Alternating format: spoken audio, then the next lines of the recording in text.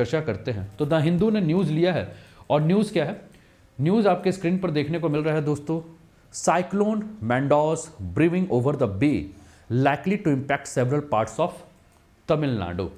तो एक चक्रवात आ रहा है दोस्तों, जिस चक्रवात का नाम अगर हम बात करें तो इस चक्रवात का नाम के बारे में अगर हम बात करें तो इस चक्रवात का नाम है मंडोस या मंडस या मैंडोस, अलग अलग नाम से जो है इसको प्रोनाउंस किया जा रहा है ना। तो इसी के ऊपर जो है वो हमारी चर्चाएं जो है वो चलेंगी। तो चक्रवात है, नाम है मैंडोस, और ये तमिलनाडु के बहुत सारे क्षेत्रों पर प्रभावित करने वाला है। तो भैया जब भी इस प्रकार का कोई चक्रवात आता है, जिसको कि हम क्या कहते हैं, इसको कहते हैं हम प्राकृतिक आपदा, यानी कि नेशनल डिजास्टर। और जब भी नेशनल डिजास्टर आ जाता है तो एनडीआरएफ के टीम को और स्टेट जो आपके डिजास्टर रिलीफ फोर्स होते हैं उनको क्या कर दिया जाता है, एक्टिव कर दिया जाता है।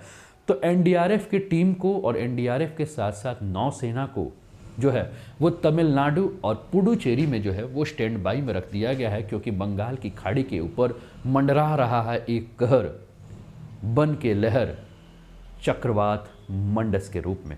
इसी के ऊपर हमारी बातें हैं। तो तमिलनाडु और आंध्र प्रदेश और पुडुचेरी, एक बार हम लोग मैप पे देखते हैं इस क्षेत्र को, और उसके बाद इस पर जो है और डिटेल में आपकी चर्चा करते हैं। तो लहरें ऐसे ही जो है लाहौर मारते हुए, है ना, आपकी आगे की तरफ जो है वो बढ़ रही हैं, और डीप डिप्रेशन का जो एरिया है वो बना हुआ है इसी पर। अब आप अपने स्क्रीन पर इस चीज़ को ध्यान दे रहे होंगे दोस्तों, तो स्क्रीन पर अगर आप ध्यान दीजिए तो आपको क्या देखने को मिल रहा है, ये भारत का दक्षिणी क्षेत्र है।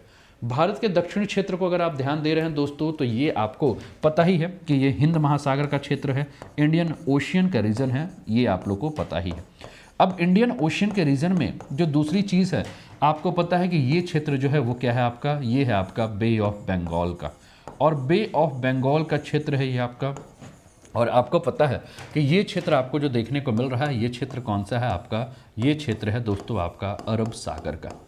अब जो ये चक्रवात आपको देखने को मिल रहा है, जिसको कि चक्रवात मैंडोस के नाम से आप जान रहे हैं, ये चक्रवात आपको कहाँ देखने को मिल रहा है, तो बे ऑफ बंगाल यानी कि बंगाल की खाड़ी के इस क्षेत्र में। और बंगाल की खाड़ी के इस क्षेत्र में अगर आप यहाँ वाला क्षेत्र आप ले रहे हैं, जिसको कि हम क्या कहेंगे, ये जो क्षेत्र आपको देखने को मिल रहा है, जो कि हमने तमिलनाडु का नाम लिया यहाँ, पुडुचेरी का नाम लिया यहाँ, और अगला यहाँ जो क्षेत्र आपको देखने को मिल रहा है इस क्षेत्र को, जिसको कि हमने आंध्र प्रदेश का।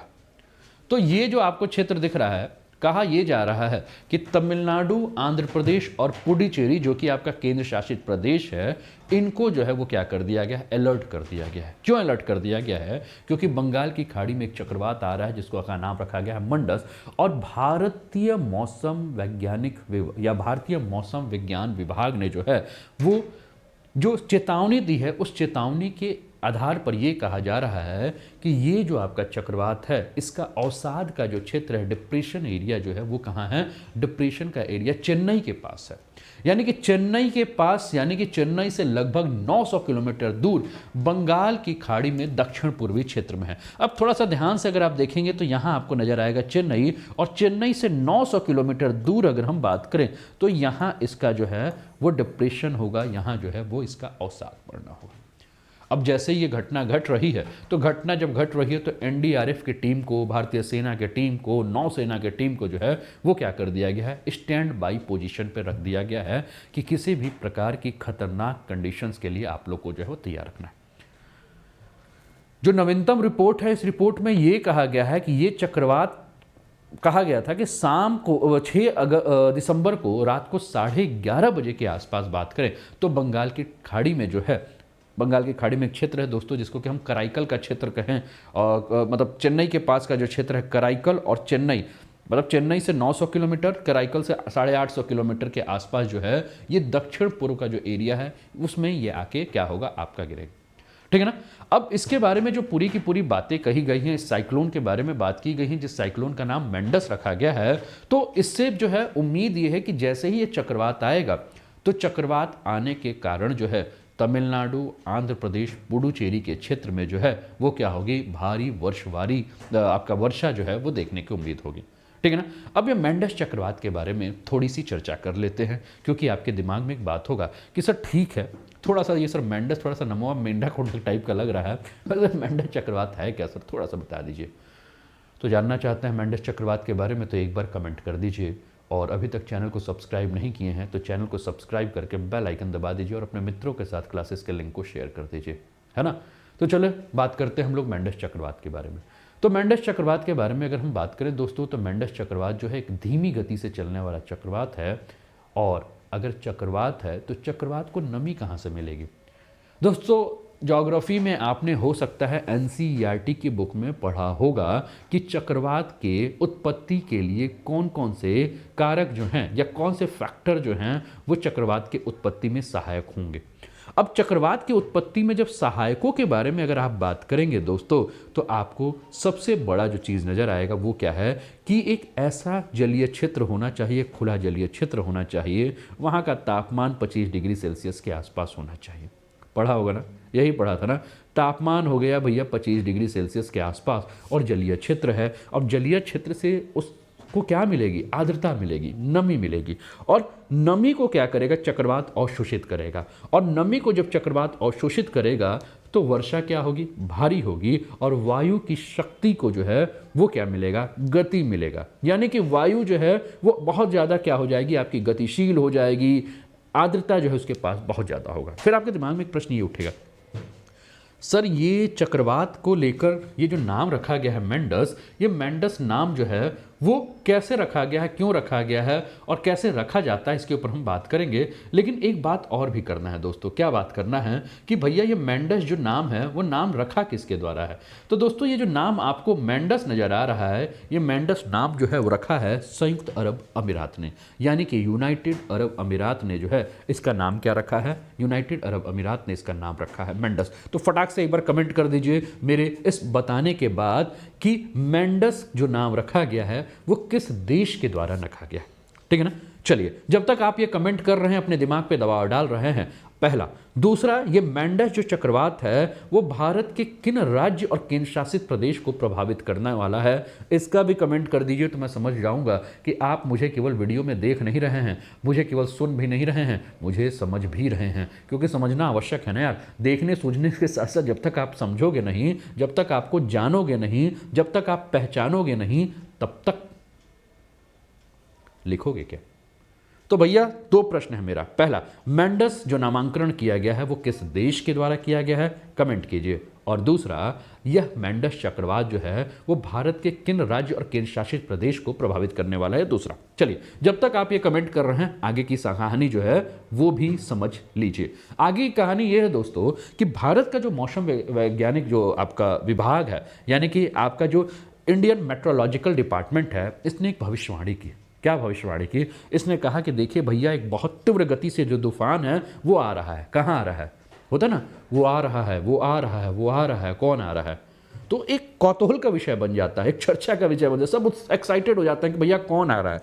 जैसे कि आपको जान के बड़ा अच्छा लगेगा, आप ही के माध्यम से मुझे पता चला है क्या कि बलिया में जो है वो कौतूहल कि तक्षशिला आ रहा है, तक्षशिला आ रहा है, तक्षशिला आ रहा है ना। ये चर्चाएं बनी हुई हैं, ठीक है। और जब ये चर्चाएं बनी हुई थी तो मेरे दिमाग में सुबह ही एक लाइन आ गई और मैं चाहता हूं कि इस लाइन को मैं आपके साथ कहूं और शेयर करूं। मतलब बस ऐसे ही दिमाग में जो है एक लाइन आई। और लाइन क्या थी? लाइन थी कहाँ गया भैया? हाँ, लाइन ये थी, जब अच्छी शिक्षा सुविधा मिले आपको अपने घर में तो फिर क्यों जाएंगे आप दूसरे शहर में, है ना।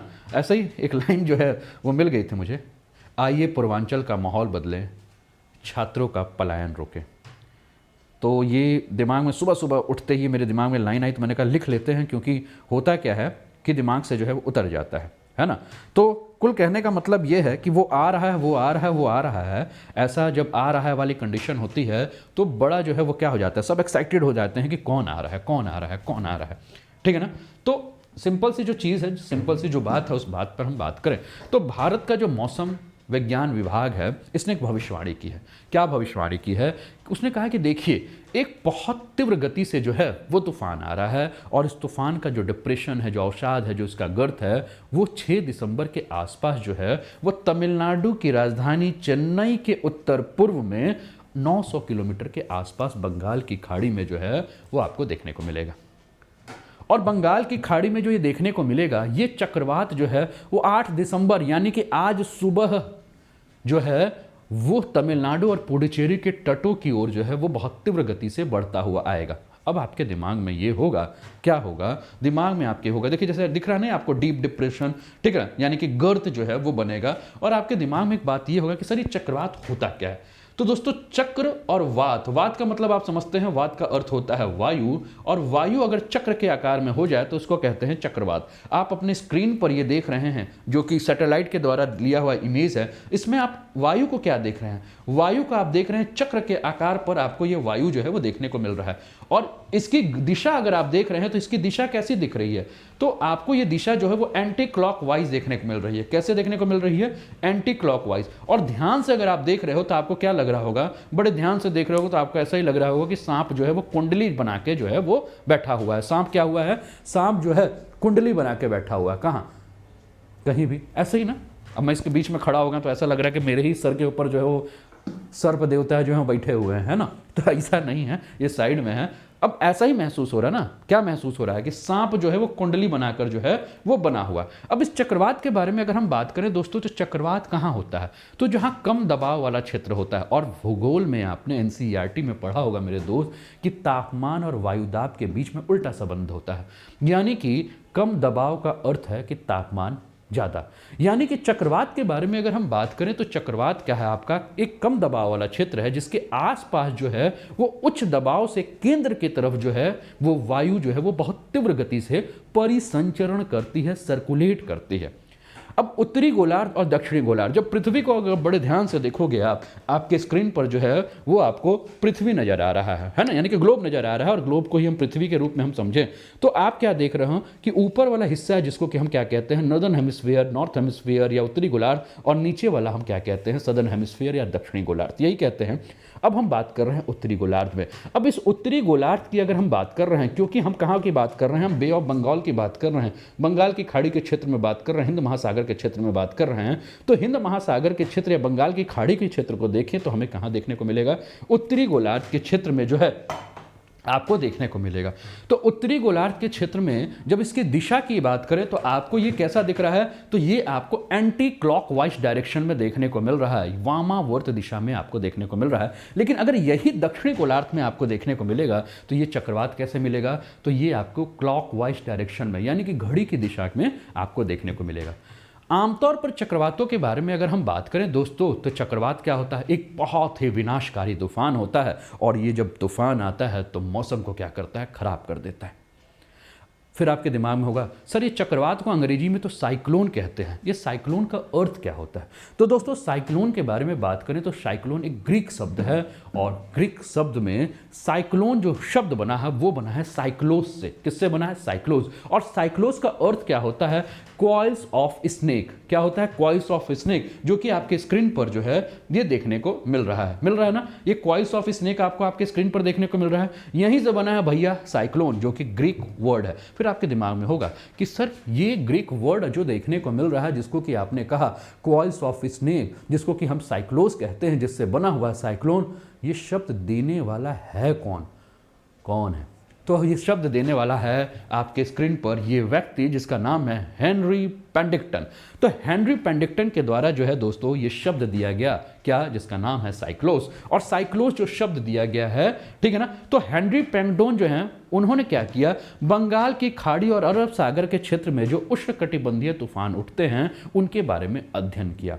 और जब इन्होंने अध्ययन किया तो इन्होंने कहा कि भैया ये जो बंगाल की खाड़ी और आपके अरब सागर में जो भी तूफान उठ रहे हैं, इन तूफान को अगर आप ध्यान से देखो तो ऐसा लगता है जैसे कि सांप जो हैं, स्नेक जो है वो कुंडली बना के बैठे हुए हैं। तो नाम दे दिया क्या, साइक्लोन, साइक्लोस शब्द से। अब ये जो साइक्लोन के बारे में अगर हम बात करें तो साइक्लोन भैया दो प्रकार के होते हैं। कौन कौन से, एक साइक्लोन जो कि आपको देखने को मिलेगा जिसको कि हम ट्रॉपिकल साइक्लोन कहते हैं, यानी कि उष्णकटिबंधीय चक्रवात कहते हैं। फिर दूसरा जो है उसको अतिरिक्त आपका उष्णकटिबंधीय चक्रवात के नाम से जानते हैं, और इन्हें शीतोष्ण चक्रवात के रूप में या मध्यम अक्षांश के चक्रवात के रूप में या वाताग्री चक्रवात के रूप में बात करते हैं, है ना, या लहर चक्रवात के रूप में बात करते हैं। तो जब हम चक्रवात और अति या अतिरिक्त उष्णकटिबंधीय चक्रवात के बारे में बात करते हैं तो इसमें दो ही अंतर होता है। क्या, कि एक आपके ट्रॉपिकल रीजन में, यानी कि वो क्षेत्र जो कि आपके कर्क रेखा और मकर रेखा के बीच में आती है, ठीक है ना। आप थोड़ा सा ध्यान रखिएगा, आपके स्क्रीन पर आपको क्या देखने को मिल रहा है, आपके स्क्रीन पर ये आपको कर्क रेखा नजर आ रही है और ये मकर रेखा नजर आ रही है। अब इन दोनों के बीच में जो भी साइक्लोन आएगा इसको आप क्या कहोगे, ट्रॉपिकल साइक्लोन कहोगे। इसको आप क्या कहोगे, इसको आप उष्णकटिबंधीय चक्रवात कहोगे, है ना। लेकिन अगर इस कर्क रेखा के ऊपर इस क्षेत्र में या इस क्षेत्र में कोई भी साइक्लोन आएगा तो उसको आप क्या कहोगे, इसको आप कहोगे अतिरिक्त उष्णकटिबंधीय चक्रवात। फिर कहोगे सर कुछ और भी, शीतोष्ण चक्रवात। फिर कहोगे सर कुछ और भी, मध्य अक्षांश चक्रवात। फिर कहोगे सर कुछ और भी, वाताग्रीय चक्रवात। यानी कि है एक ही, इस क्षेत्र में आने वाला चक्रवात एक ही है लेकिन नाम अनेक है। तो एक बार कमेंट करके आप बता सकते हैं कि इस क्षेत्र में यानी कि कर्क रेखा और आर्कटिक वृत्त या मकर रेखा और आर्कटिक वृत्त के बीच में आने वाले चक्रवातों को हम किस किस नाम से जानते हैं, कृपया कमेंट करके बता सकते हैं। तो फटाफट एक बार कमेंट कर दीजिए कि इसकी जानकारी भी हो जाए। तो कुल खिला के फिर से मैं आपके साथ रिपीट कर दे रहा हूं, अगर आप अपने साथ साथ मन में दोहराते रहोगे तो बड़ा अच्छा लगेगा। क्या दोहराने के लिए तैयार हैं, एक बार कमेंट करके बताइए, फिर हम आगे बढ़ते हैं। और क्लासेस कैसी लग रही है जरूर बताइए। अभी तक क्लासेस के लिंक को आपने शेयर नहीं किया होगा तो क्लासेस के लिंक को फटाफट जो है वो शेयर कर दो। मेरे दोस्त अपने व्हाट्सअप फेसबुक का स्टेटस नहीं लगाया हो तो लगा लीजिए। मित्रों को अभी तक जो है वो नहीं भेजा तो भेज दीजिए, कर दो फटाफट, ठीक है। तो चलो स्टार्ट करते हैं। तो मैंने कहा कि ये क्षेत्र जो है जिसमें चक्रवात आता है इसको हम कहते हैं उष्णकटिबंधीय चक्रवात, ठीक है भैया। ट्रॉपिकल साइक्लोन कहते हैं, ठीक है भैया। अब ये उष्ण से अतिरिक्त एरिया है तो इस एरिया को क्या कहेंगे, अतिरिक्त उष्णकटिबंधीय क्षेत्र। अब इसमें जो चक्रवात आएगा उसको हम क्या कहेंगे, तो इसको हम कहेंगे अतिरिक्त उष्णकटिबंधीय चक्रवात। लेकिन ये कैसा क्षेत्र है, ये आपको एक ऐसा क्षेत्र नजर आ रहा है जो कि शीत और उष्ण का है। आर्कटिक नहीं, थोड़ा सा नीचे आ जाते हैं। ऐसा क्षेत्र जो कि शीत और उष्ण का क्षेत्र है तो शीत धन उष्ण क्या हो जाता है, शीतोष्ण हो जाता है। टेम्परेट रीजन, टेम्परेट साइक्लोन, तो शीतोष्ण चक्रवात। अब ये क्या है, आपका बहुत हाई पे भी नहीं है, ये 40-45 के आसपास की मैं बात कर रहा हूं, तो ये बहुत हाई पे भी नहीं है। तो इसको क्या कहोगे आप, तो इसको आप कहोगे कि मिड लैटिट्यूड साइक्लोन या मध्य अक्षांशीय चक्रवात। यहाँ हम जानते हैं कि एक ऐसा क्षेत्र है जहाँ आपको शीत वाताग्र और उष्ण वाताग्र मिलते हैं। तो वाताग्रों के मिलने से जो है वहाँ चक्रवातों का जो है जनन होता है। तो आप कहोगे कि भैया ये तो वाताग्रीय चक्रवात भी होता है, बिल्कुल। अब जब शीत वाताग्र और उष्ण वाताग्र मिलेंगे तो क्या होंगे, लहर मारेंगे, ऐसे ऐसे ऐसे ऐसे लहराते हुए चलेंगे। और ऐसे जब लहराते हुए चलेंगे तो इसको हम क्या कहेंगे, लहर चक्रवात भी कहेंगे। तो ध्यान आ गया। अब फिर से हम आ जाते हैं अपने टॉपिक पर। तो विश्व मौसम विज्ञान संगठन ने यह कहा कि जो ये उष्णकटिबंधीय चक्रवात है जो कि आ रहा है, अब ये उष्णकटिबंधीय चक्रवात शब्द का जो उपयोग है वो मौसम की प्रणालियों को कवर करने के लिए जो है वो किया जाता है, जिसमें पवनों की जो गति होती है जिसको कि गैल फोर्स के माध्यम से नापा जाता है। किसके माध्यम से, गैल फोर्स के माध्यम से नापा जाता है। और पवनों की जो गति होती है इसमें न्यूनतम जो गति होती है वो कितनी होती है, 63 किलोमीटर पर आवर जो है वो मिनिमम स्पीड होनी चाहिए। किसकी, मिनिमम स्पीड होनी चाहिए विंड्स की, ठीक है ना। तो उष्णकटिबंधीय चक्रवात में ध्यान रखिएगा मिनिमम स्पीड कितनी होगी, 63 किलोमीटर प्रति घंटे के हिसाब से। और उत्पन्न कहाँ होना चाहिए, तो कर्क रेखा और मकर रेखा के बीच में जो है इसको उत्पन्न होना चाहिए।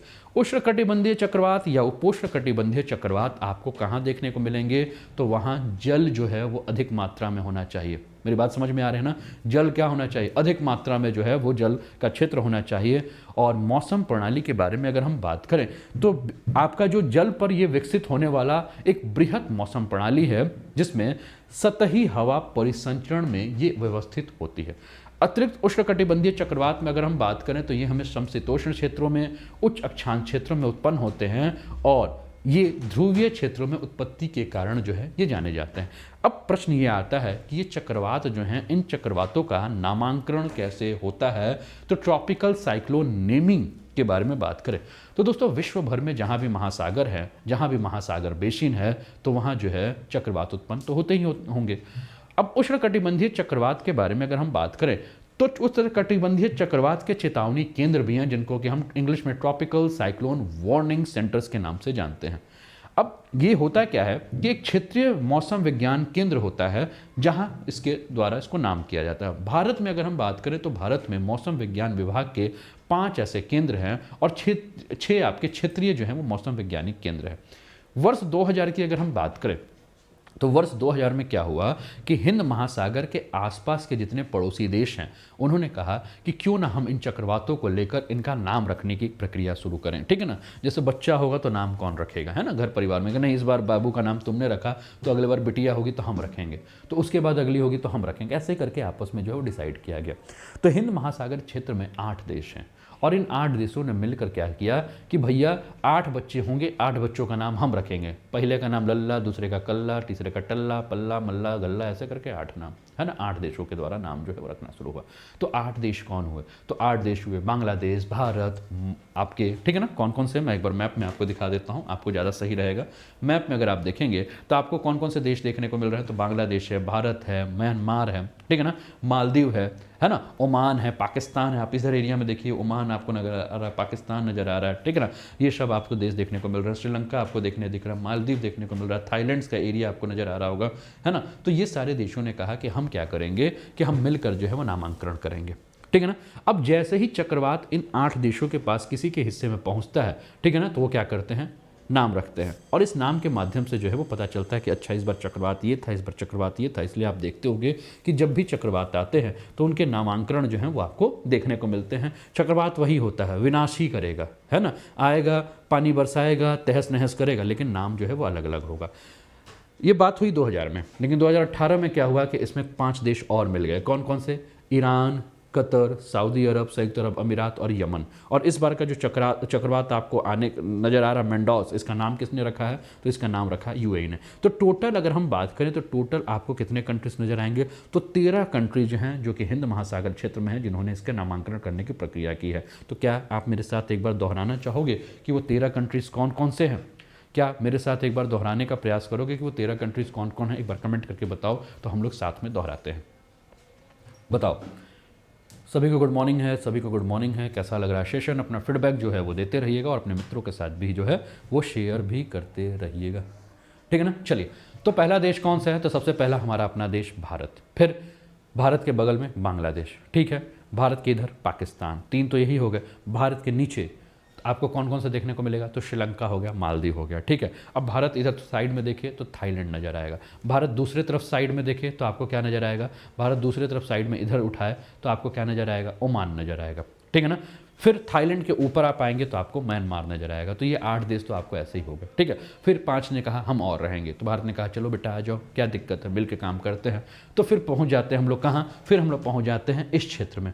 अब इस क्षेत्र में जब हम पहुंचते हैं तो इस क्षेत्र के जो भी देश हैं कौन कौन से, तो इस क्षेत्र में पहुंच रहे हैं तो ईरान हो गया, ईरान के अलावा आपका कतर हो गया, सऊदी अरब हो गया, यूएई होगा और यमन हो गया। कहाँ? हम भी मिलकर नाम रखेंगे। तो बोला ठीक है भैया रख लो, ठीक है ना। तो क्लियर है, मिलकर जो है वो नामांकन हुआ और इस प्रकार से जो है वो देशों का जो है वो नामांकन हो गया। तो ये पहला न्यूज़ था आपके स्क्रीन पर, जिस न्यूज़ पर हम लोग जो है वो क्या कर रहे थे, जिस पर हम लोग बात कर रहे थे। तो कैसा लगा ये पहला सेशन, पहला न्यूज़ जरूर बताइए। चैनल पे पहली बार है तो चैनल को सब्सक्राइब करके बेल आइकन दबा दीजिए और अपने मित्रों के पास जो है क्लासेस के लिंक को शेयर भी कर दीजिएगा, ठीक है ना।